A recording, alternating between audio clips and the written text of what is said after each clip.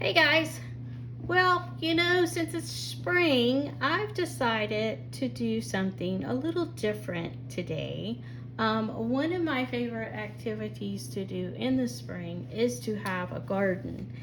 And I have already I do my garden in a like containers. I use large containers to do outside growing of plants.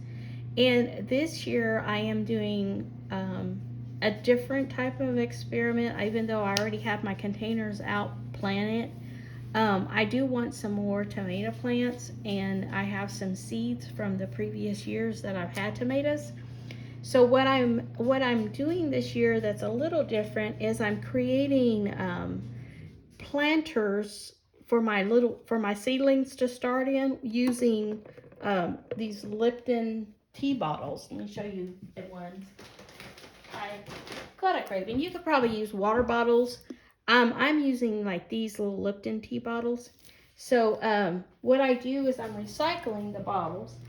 I'm using a um, soldering iron, and what I do is I just go through each one and I poke 3 holes into, let me see where I am in my camera here. So what I do is I poke 3 holes into the lid.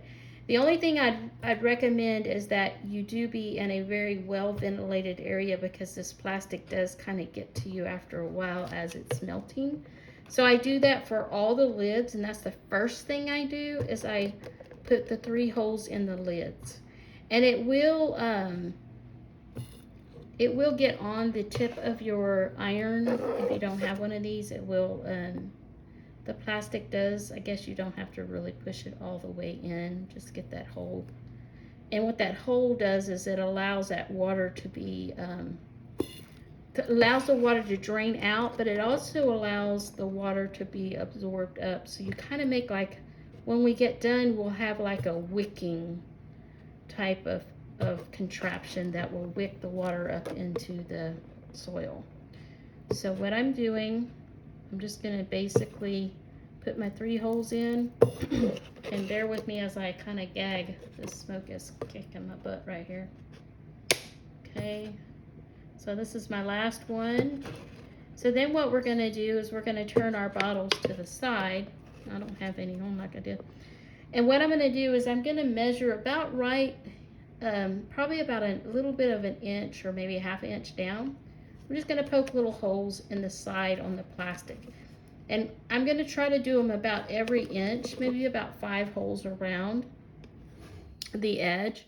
And the reason why I'm putting these holes in is these are going to be drain holes in case where I decide to water from the top, or if I have them while I have them outside when I'm hardening the plants off, they'll be able to drain off from rain or anything like that. So basically I'm just going to go around and poke holes on the top every about inch or so, maybe 4, and then what I do is I alternate. And that's what I'm going to do with each one of these bottles. I'm giving them holes out. These holes are awfully big, so what I'm going to do is I'm probably going to back off a little bit and not make the holes so big. I just made these really big. I see that. So let's just do this one. I'm going to try to show you how it so quickly goes in there. You could probably just barely touch it and make a small hole. So really what you're doing is you're just creating drain holes to get the extra water out. And I'm just going to go around and randomly put the holes real quick. And so that is what I'm doing today. And I'm going to show you, I'm going to try to bring y'all out when I go and put the soil and plant the seeds. But I'll be right back and show you how I cut these in half.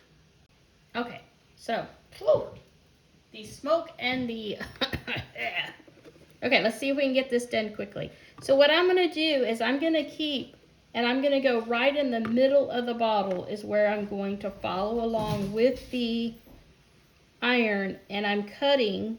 Can y'all see what I'm doing? I'm going to cut, I'm just letting the plastic melt. And so I'm just leaving a little gap. I think I learned how to do this last time a little bit. So I'm just going to do the same here. I'm going to create like an inch gap, and then I'm going to come back with scissors and cut it in half. I can burn it all the way, but If I was in my garage, it would be different. I'd have more air. So I'm just gonna give myself an inch little gap on each one of these, come back with scissors and cut them because it is very ghastly. I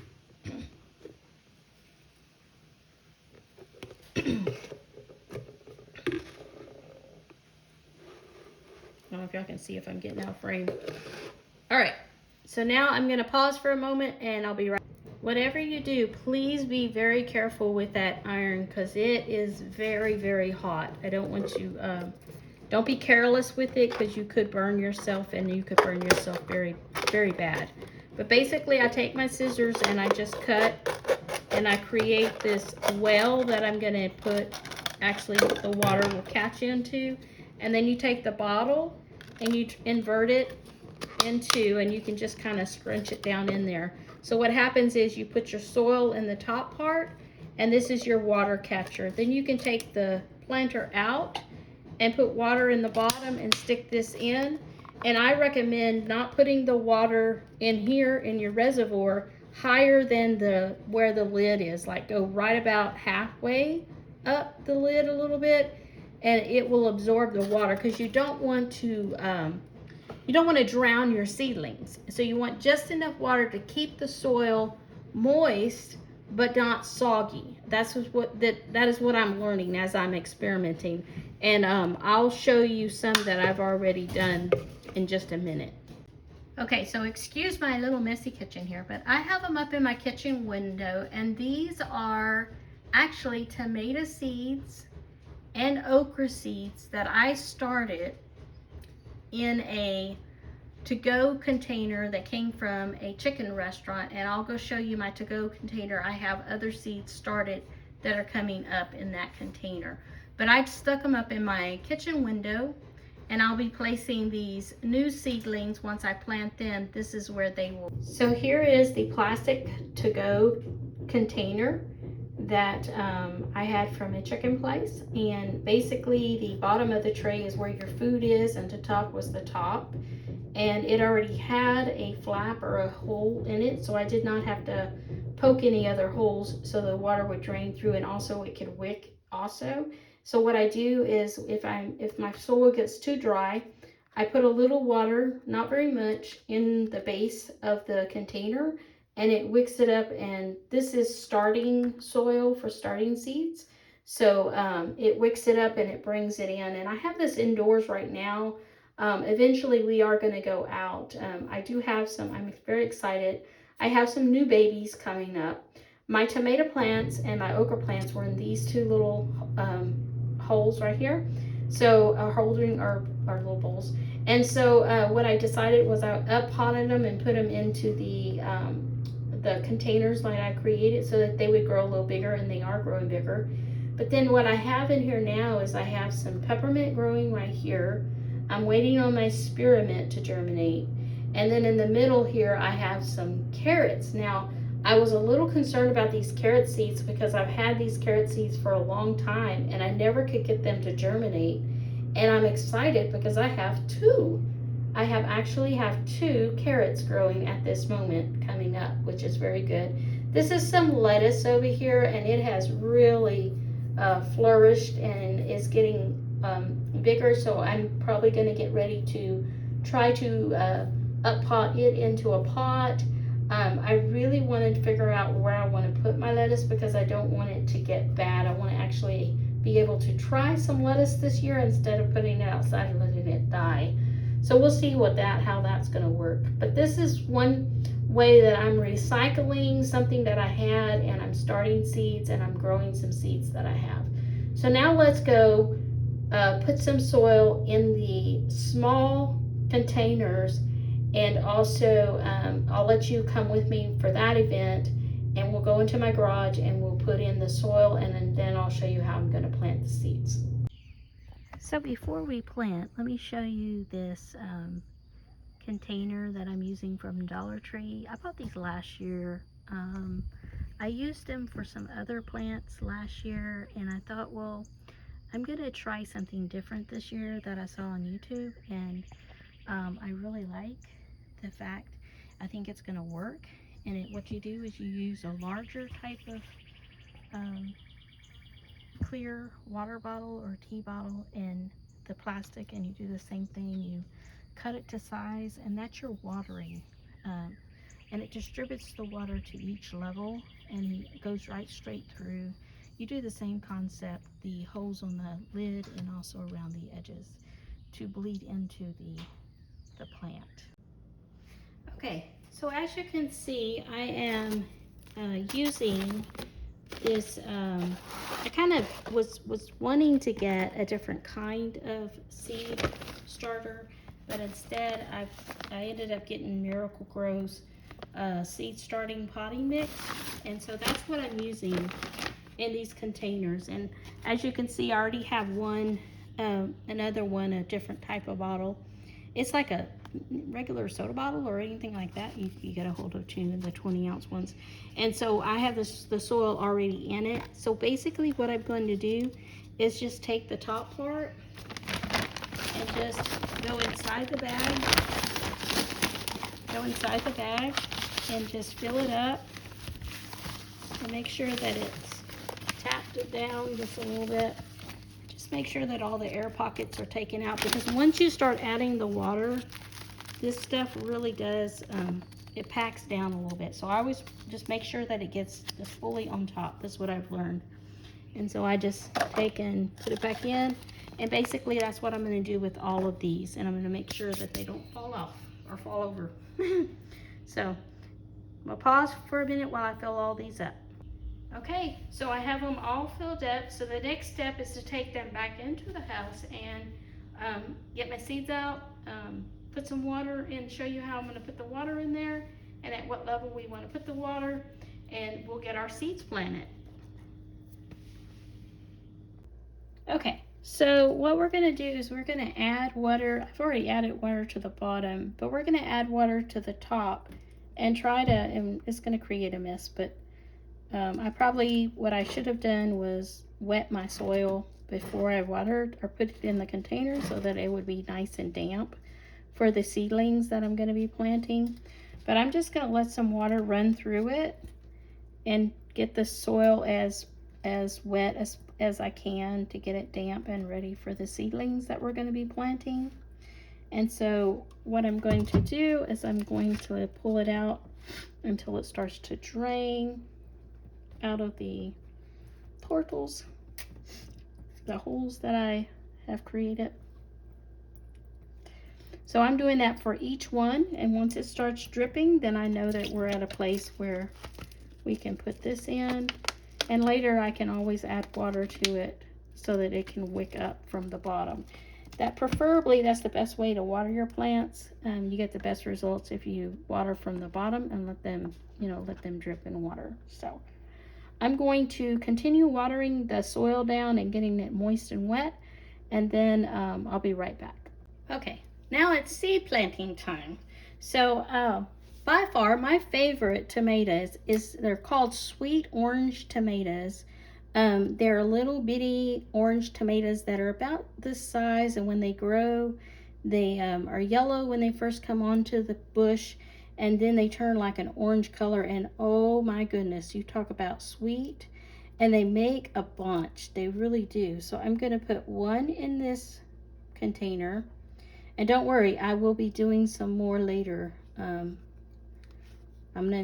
think I'm gonna try some different methods of like succession sowing this year, like sow some now and then sow some later, but I want to get them started. So these are some seeds from the actual tomato, and I accidentally put these on paper towels instead of putting them in on a wax paper. Usually I put them on wax paper for the seeds. So I'm just going to place the tomato seed kind of about maybe half an inch or less down under the soil to give it an opportunity to start to sprout. And I'm going to keep these seeds because I can't find these plants in the stores. I went looking and couldn't find them.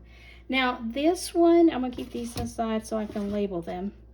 And then this one is a mystery tomato plant. I believe, I think that these are, It's a mystery because I did not write on here what they are.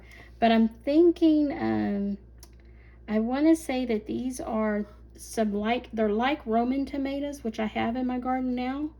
But they're a different kind. They're just a small, almost like a grape-like tomato, but long in length is what I think these are. But these were just going to have to be labeled tomatoes.